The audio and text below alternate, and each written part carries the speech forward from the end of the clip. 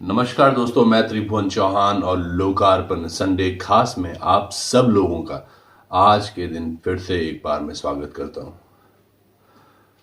बहुत सारी बातें करनी थी पिछले हफ्ते भर से, मैं भी थोड़ा सा अस्वस्थ महसूस किया मैंने, और शायद ये हवा ऐसी है आज जो कि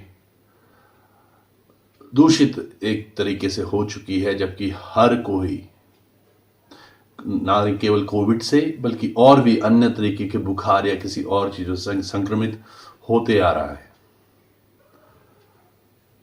रोहित सरदना, एक 42 साल का युवक, पत्रकारिता में अपना एक असीम योगदान देने के बाद, अपना एक अलग छवि पाने के बाद, एक बेबाकता से अपनी बातें रखने के बाद, जो व्यक्ति धन धान्य से ही नहीं, अभी तो मुझे लगता है जो आपके उनके कनेक्शन आपने देखे होंगे, चाहे वो पीएम मोदी से लेके हो या सीएम योगी आदित्यनाथ से हो या फिर और किसी से भी, उनके कनेक्शंस आम जनता को पहले भी ज्ञात थे, लेकिन अब एक पत्रकार के जाने के बाद अगर खुद पीएमओ या फिर मैं यूं कहूं खुद पीएम मोदी अगर ट्वीट करते हैं, योगी आदित्यनाथ ट्वीट करते हैं, और बड़े बड़े नेता, खुद हरियाणा से जो सीएम हैं मनोहर लाल खट्टर, उन्होंने तो बकायदा फोन भी किया, उनके परिवार से भी बात की, तो यानी कि वो व्यक्तित्व ऐसा था जिसने अपनी छाप छोड़ी। महज डेढ़ दशक का उनका ये पिछला पूरा कार्यकाल रहा। एक रेडियो चैनल से शुरू किया था उन्होंने अपना कार्यकाल, और आज इस लेवल पे वो पहुंचे थे कि लोग उनको उनकी बेबाकता के लिए जानते थे। कोई भी ऐसी छोटी हस्ती या बड़ी हस्ती नहीं बची हुई थी, मैं पॉलिटिकल पार्टीज की भी बात कर रहा हूं और नॉन पॉलिटिकल भी, जिनका उन्होंने साक्षात्कार न किया हो। दंगल हमने उनका एक एपिसोड देखा करते थे आज तक पर, वो भी अपने आप में एक बहुत सफल एपिसोड रहा और लोग फॉलो करते थे उनको। मैं ये सब आपको इसलिए बता रहा हूं क्योंकि ये आप कल परसों से सुनते आ रहे हैं। आज संडे खास में इस बात की क्या आवश्यकता पड़ी कि हम उसके बारे में बात कर रहे हैं? ये इसलिए आवश्यकता पड़ी क्योंकि हम सब लोग कोविड-19 को अभी भी बहुत हल्के में ले रहे हैं।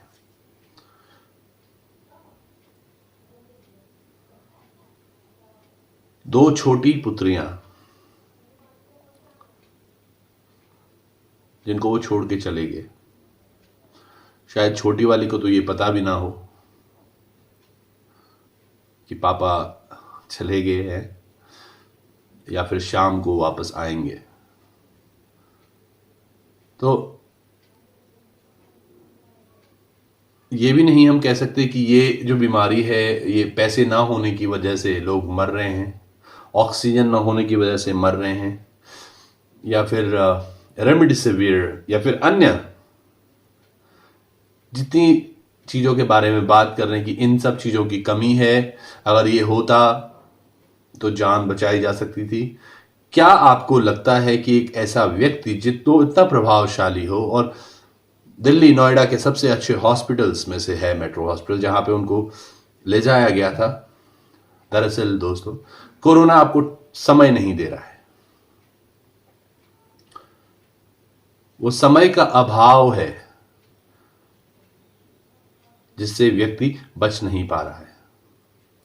6 दिन पहले जब उन्होंने ट्वीट किया था कि आज मेरा सिटी स्कैन हुआ है और ये मेरे को दिक्कतें आ रही हैं, शायद वो समय था जब उनको अगर हॉस्पिटलाइज किया जाता तो वो आज हमारे बीच में होते। यानी कि जो हम सब लोग गलती कर रहे हैं कि किसी भी चीज को, और खासकर इस चीज को हम लाइटली अगर ले रहे हैं, हम जो होम रेमेडीज की बात कर रहे हैं, जो हम घर पे दवाइयों के बारे में बात कर रहे हैं, काढ़ा बनाना है, ये करना है, वो करना है, इससे हमारा ऑक्सीजन लेवल बढ़ जाएगा, या इन सब चीज़ों से आदमी ठीक हो जाएगा।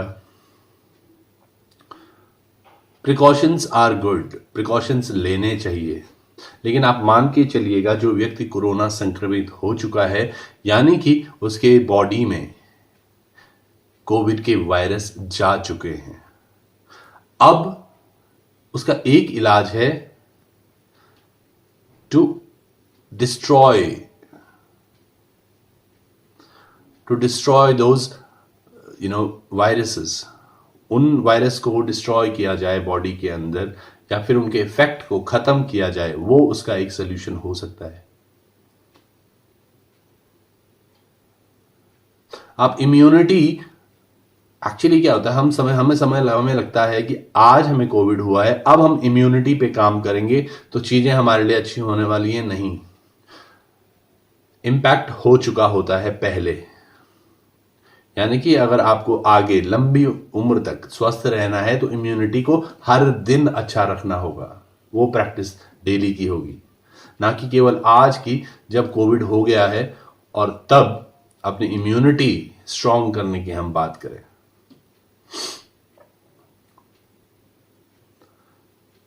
दोस्तों, ये एक बहुत आसान सा नहीं था उस परिवार के लिए भी, और ये मैं सभी परिवारों के लिए बात कर रहा हूं। कल आपने देखा होगा परसों हिंदुस्तान का सब पूरा मीडिया, बड़े बड़े मीडिया हाउसेस, यहां तक कि हम लोगों ने भी, और सभी ने अपने अपने स्तर पर बहुत बात की, बहुत इधर उधर ट्वीट लिखे, फेसबुक पर कॉन्डोलेंसेस की, व्हाट्सएप मैसेजेस फॉरवर्ड किए, बिकॉज एक ऐसा व्यक्ति हम सबके बीच से गया था जो समाज के लिए एक आईना दिखाने का काम करता था। कई लोगों ने अलग अलग तरीके की बातें की, वो आपने देखी होंगी। बातें वो नहीं है, दरअसल इंपॉर्टेंट क्या है कि एक व्यक्ति जब जाता है तो कितना सब कुछ पीछे छूट जाता है। हम सब लोगों को आज अभी चिताना होगा कि हम कोविड के दौर में हैं। ये मैं पिछले वर्ष से बोलते आ रहा हूं, कोविड का जो ये दौर है ये आसान नहीं है, ये आसान नहीं है, और इसे अगर ठीक करना है तो सुरक्षा ही इसका एकमात्र उपाय है। कई लोगों ने अपने पेरेंट्स को, कई लोगों ने अपने बच्चों को, कई लोगों ने अपने आप को, खुद को घर में कैद कर दिया है ताकि बाहर, और ये सच में हो भी सकता है, ये अब एयरबॉर्न हो रहा है शायद वायरस। मैं आपको भ्रमित नहीं करना चाह रहा है, ना ही डराने की कोशिश कर रहा हूं, डरे हुए हम सब लोग पहले से ही हैं। ये एक वक्त है शायद जब हम सब लोग साथ रहकर इस बात को समझ सकते हैं और चीजों को बढ़िया करने की कोशिश कर सकते हैं, ताकि हमारा आने वाला भविष्य खुशहाल रहे। दोस्तों, संडे खास हम हमेशा करते आते हैं और करते रहेंगे। समझने वाली बात यह है कि क्या हम अपनी गलतियों से सीख रहे हैं। मैंने अपने पिछले एक एपिसोड में भी कहा था